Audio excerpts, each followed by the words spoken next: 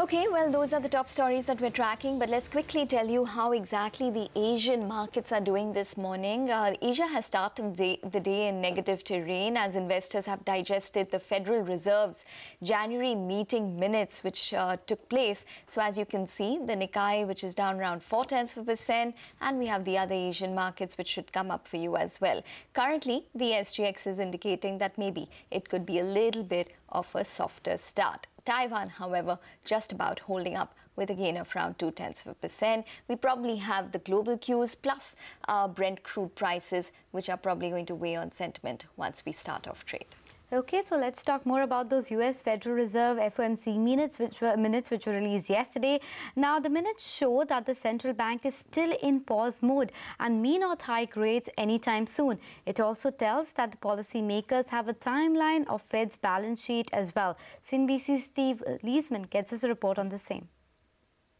We learned in the minutes to the Federal Reserve's January meeting that almost all Fed members want to end the balance sheet reduction this year. That's news to markets who saw the $4 trillion balance sheet from the Fed being run off well into 2020.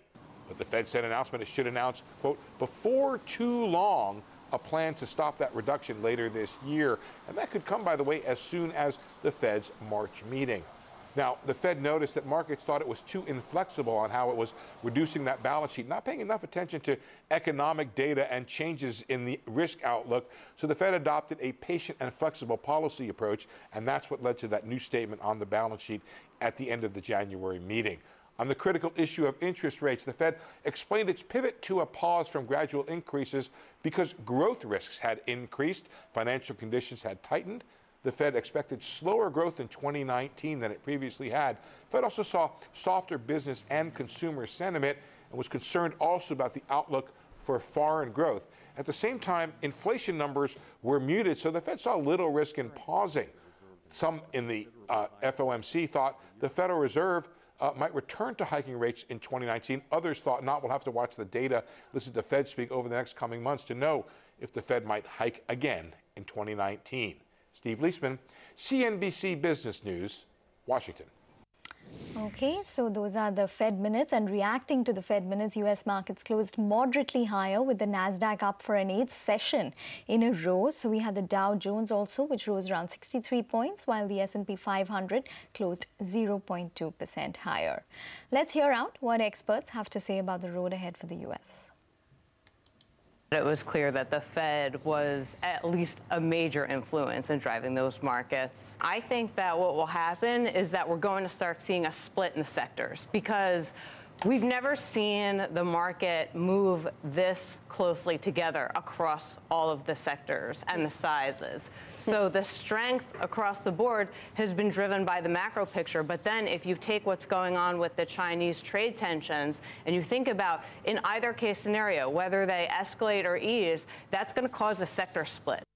I mean, fundamentally, we're constructive on equities. We do think there is further upside, but on a risk-reward basis, if you are cautious, we think it's good tactical level to be buying some protection. So, and I don't mean buying it across the board, but being very selective about where you buy it. I do think, from a risk-reward perspective, we think there's still upside to go in the equity market, but with vols as cheap as they are, I think buying some protection makes sense. Okay, so that was about U.S. markets, but let's take a look what happened in the European markets yesterday, because the markets ended higher anywhere between 0.5% to 1%, and that too on rising hopes of a positive trade deal between U.S. and China.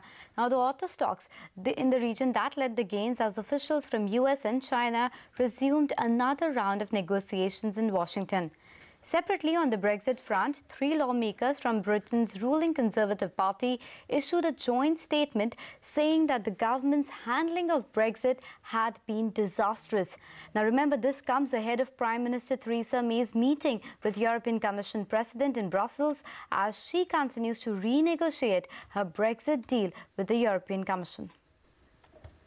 Okay, and let's tell you about the currency space. The dollar has gained against the yen after the Fed Reserve, in the minutes of its latest policy meeting, said the U.S. economy and its labor market remain strong.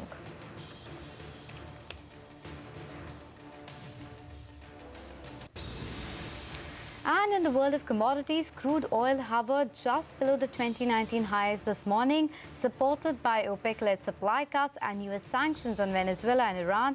The dollar index, as the Brent rather right now, currently trading just below that $67 per barrel mark.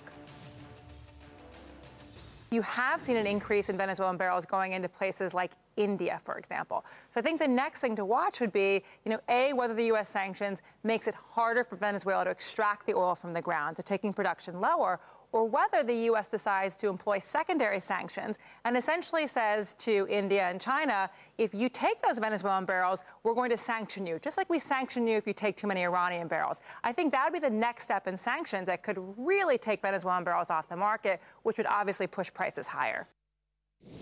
Venezuela is the crisis that keeps getting worse by the day. They're under U.S. sanctions. There's a tremendous standoff with the delivery of U.S. aid. You have the Venezuelan military essentially saying to President Trump, we're not going to help you out here. Over our dead bodies is Maduro going to go? So this crisis is actually getting worse in Venezuela. Okay, all right, we need to take a break now, but watch out for the biggest event of the year, the News 18 Rising India Summit to be held in New Delhi on Feb 25th and 26th.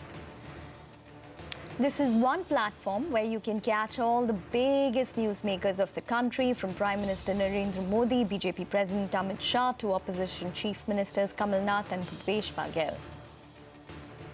Along with a host of union ministers will be Isha Foundation founder, Sadhguru, Bollywood and sports icons like Deepika Padukone, and India's highest test wicket taker and former cricketer Anil Kumble. Well, that's the News 18 Rising India Summit in New Delhi on Feb 25th and 26th.